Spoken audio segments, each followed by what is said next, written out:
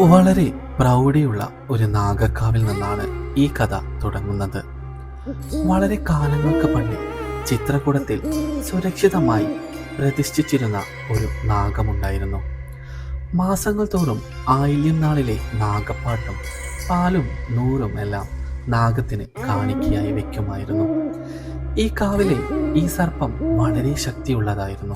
അന്നൊരു അമാവാസിയിലെ ആയില്യം നാളായിരുന്നു.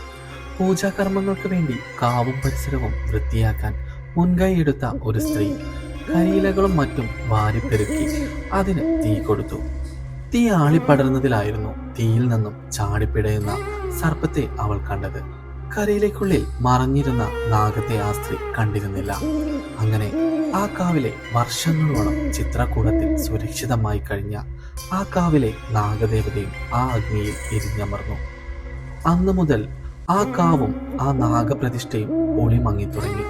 മാത്രമല്ല, ആ സ്ത്രീക്ക് ദേഹം മുഴുവൻ ചൊറിച്ചിലും പാമ്പിനോട് സാമ്യമുള്ള തൊലിയും രൂപപ്പെടാൻ തുടങ്ങി. അവളുടെ തലമുറയിൽ ജനിക്കുന്ന മറ്റുള്ളവർക്കും ഇത് തന്നെ സംഭവിച്ചു. നാഗശാപം അല്ലെങ്കിൽ സർപ്പകോപം എന്നത് നിസ്സാരമായ ഒരു കാര്യമല്ല. അതിന് നമ്മുടെ ആയുസ്സെടുക്കാനുള്ള അത്ര തന്നെ ശക്തിയുണ്ടെന്ന് വിശ്വസിക്കുന്നു.